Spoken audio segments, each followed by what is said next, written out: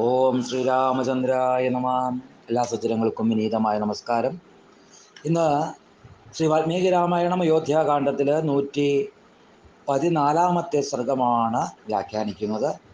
ഭരതൻ്റെ പ്രത്യാഗമനമാണ് ഇതിലെ പ്രതിപാദ്യ വിഷയം.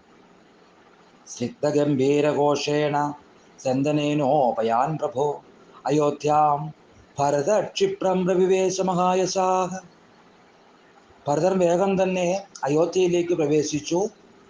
സ്നിഗ്ധ ഗംഭീരഘോഷമേറിയ തേരിൽ സഞ്ചരിച്ചുകൊണ്ട് പൂച്ചകളും മൂങ്ങകളുമൊക്കെ വിഹരിക്കുന്ന, ആളുകളും ആനകളും അടങ്ങിയ ഇരുളടഞ്ഞ് നിറം കെട്ട കറുത്തിരുണ്ട രാവ് പോലെയും ഐശ്വര്യത്താൽ തിളങ്ങുന്ന ചന്ദ്രൻ്റെ പ്രിയപത്നിയായിരിക്കുന്ന രോഹിണി ക്രൂരഗ്രഹമൊക്കെ ബാധിച്ചുകൊണ്ട് ഏകയായി തീർന്നതുപോലെയും, പിന്നെയോ ചൂടാർന്ന് കലങ്ങിയ വെള്ളവും വെയിലും ഒക്കെ ഏറ്റ് നേറുന്ന പക്ഷികളും ലീനങ്ങളായിരിക്കുന്ന മത്സ്യങ്ങളും ഒക്കെ ചേർന്ന് ശോഷിച്ച ഒരു പർവ്വത നദിയെപ്പോലെയും, പുകയില്ലാതെ പൊൻകാന്തിയോടെ പൊങ്ങിയിട്ട് പിന്നീടണഞ്ഞ കവിസ്തേകിയ ഹോമാഗ്നി എന്നതുപോലെയും, ചട്ട പൊട്ടിക്കൊണ്ട് ആനയും കുതിരയും കൊടിയും തേരുമൊക്കെ തകർന്ന് വീരന്മാരെല്ലാം വലിയ യുദ്ധത്തിൽ ചത്ത് ആപത്തിൽപ്പെട്ട പട പോലെയും നുരച്ച് ഇരമ്പി ഉയർന്ന ശേഷം പിന്നെയും കാറ്റടിച്ച് നിലച്ചപ്പോൾ നിശബ്ദമായിരുന്ന മാറിയ കടലിലെ തിരകൾ പോലെയും, രാജ്ഞന്മാരായിരിക്കുന്ന യാചകന്മാരും എല്ലാ യജ്ഞോപകരണങ്ങളും ഒക്കെ ത്യജിക്കപ്പെട്ട് സവനകാലം തീർന്നപ്പോൾ ശൂന്യമായ യാഗശാലയെ പോലെയുമൊക്കെ ഉപമകൾ പലതായിട്ട് ഇങ്ങനെ പറഞ്ഞുകൊണ്ടിരിക്കുകയാണ് ഇവിടെ.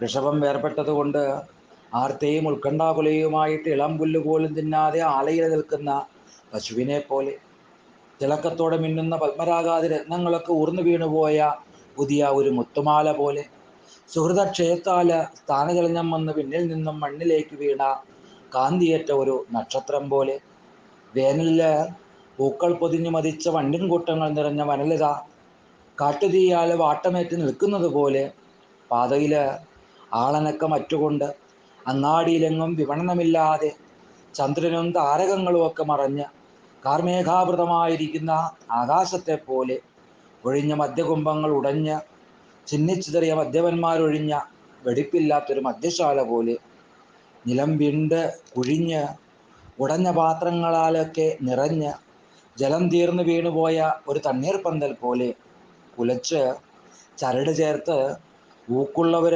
അമ്പെയ്ത് മുറിച്ചപ്പോൾ വില്ലിൽ നിന്ന് നിലത്തു വീണ ഞാൻ പോലെ, പോരാളി കയറ് ഓടിച്ച് തളർന്നുപോയതും മെയ്ക്കോപ്പുകൾ അഴിച്ചുവിട്ടതുമായിരിക്കുന്ന ഒരു പെൺകുതിരക്കുട്ടിയെ പോലെ, വെള്ളമൊക്കെ തീരെ വറ്റി ആമയും മത്സ്യങ്ങളുമൊക്കെയുള്ള താമര പൂക്കളില്ലാതെ കരകളെല്ലാം ഇടിഞ്ഞ് പരന്നു കിടക്കുന്ന ഒരു തടാകം പോലെയും, സന്തോഷമറ്റ മനുഷ്യൻ്റെ കുറിക്കൂട്ടുകൾ അണിയാത്ത, അലങ്കാരങ്ങൾ ചാർത്താത്ത ശോകസന്തപ്തമായിരിക്കുന്നൊരു ശരീരം പോലെ, വളർന്ന വർഷകാലത്തിൽ ആകാശത്തിൽ പ്രവേശിച്ച കാർക്കൊണ്ടലാൽ മൂടി നിൽക്കുന്ന പ്രകാശരഹിതനായിരിക്കുന്ന പകലോനെപ്പോലെയും ഉള്ള അയോധ്യയിലേക്ക് ഭരതൻ പ്രവേശിച്ചു. അപ്പോൾ രാമനില്ലാത്ത അയോധ്യ എങ്ങനെയൊക്കെയാണ് എന്ന് കവി ഇവിടെ പല ഉപമകളിലൂടെ നമ്മളെ ഒന്ന് ബോധ്യപ്പെടുത്തുകയാണ്. ഭരതൻ ആദ്യം സൂചിപ്പിച്ചു, ഭരതൻ വളരെ പെട്ടെന്ന് അയോധ്യയിലേക്ക് പ്രവേശിച്ചു എന്ന്. പിന്നീട് സൂചിപ്പിക്കുന്നത് ആ അയോധ്യയുടെ അവസ്ഥയെ പറ്റിയിട്ടാണ്. രാഹുശത്രോ പ്രിയാംബീം ശ്രിയാ പ്രജ്വലിത പ്രഭാം ഗ്രഹേണാഭ്യുത്തിതേനൈകാം രോഹിണീമിവ പീഡിതാം. ഐശ്വര്യത്താൽ തിളങ്ങുന്നതാണ് ചന്ദ്രൻ്റെ ആ പ്രിയപത്നിയായിരിക്കുന്ന രോഹിണി, അല്ലെങ്കിൽ ഐശ്വര്യത്താൽ തിളങ്ങുന്ന ചന്ദ്രൻ. ആ ചന്ദ്രൻ്റെ പ്രിയപത്നിയായിരിക്കുന്ന രോഹിണി ക്രൂര ഗ്രഹമൊക്കെ ബാധിച്ച് ഏകയായിട്ട് തീർന്നതുപോലെ അയോധ്യ. പിന്നെയോ വിധുമാവിവ ഹേമാഭാമത്വരാഗ്നേ സമുത്ഥിതാം. പുകയില്ലാതെ പൊൻകാന്തിയോടെ പൊങ്ങിയിട്ട് പിന്നീടണഞ്ഞ അഭിഷേകിയ ഹോമാഗ്നി എന്ന പോലെ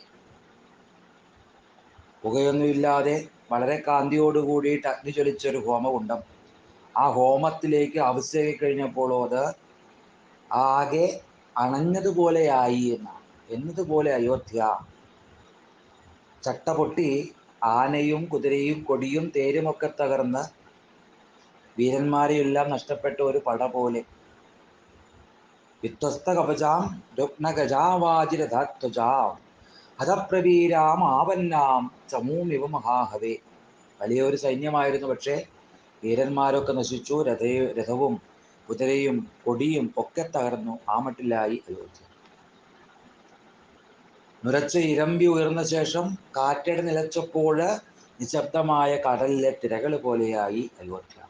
സഭേനാം സസ്വനാം ഭൂത്വാ സാഗരസ്യ സമുദ്ധിത പ്രശാന്തമാരുതോൽഖാദാം ജലോർമിമിവ നിസ്വന. അപ്പോൾ ഇങ്ങനെ പലതരത്തില് അയോധ്യയെ ഉപമിക്കുകയാണ് കവി ഇവിടെ ചെയ്യുന്നത്. അപ്പോൾ അങ്ങനെയുള്ള ആ അയോധ്യയിലേക്കാണ് ഭരതൻ പ്രവേശിച്ചത്.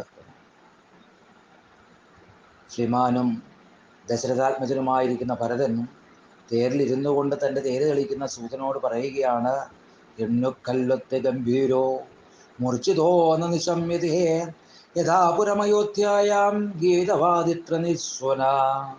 കഷ്ടം, ഇന്ന് അയോധ്യയിൽ പണ്ടെപ്പോലെ മുഴങ്ങുന്ന ഗീതവാദ്യങ്ങളുടെ ഒന്നും ശബ്ദം കേൾക്കുന്നില്ലല്ലോ.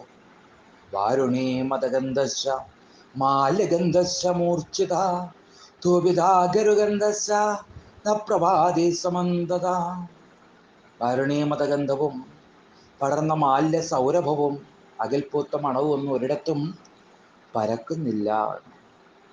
വിശിഷ്ടമായിരിക്കുന്ന വാഹനങ്ങളുടെ നിർഘോഷം, സ്നിഗ്ധമായിരിക്കുന്ന ഹയത്തിൻ്റെ നിസ്വനം,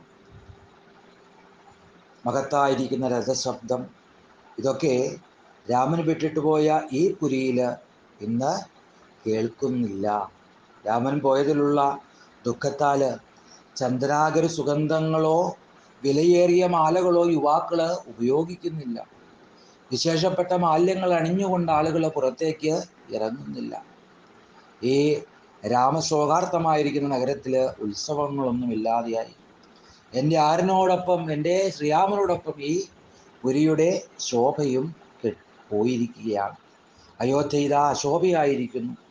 എന്നാണ് ഇനി എൻ്റെ സഹോദരൻ മഹോത്സവം പോലെ വന്ന് അണഞ്ഞ് വേനൽ മേഘമെന്നതുപോലെ ഈ അയോധ്യയ്ക്ക് ആനന്ദത്തെ പ്രദാനം ചെയ്യുന്നത്?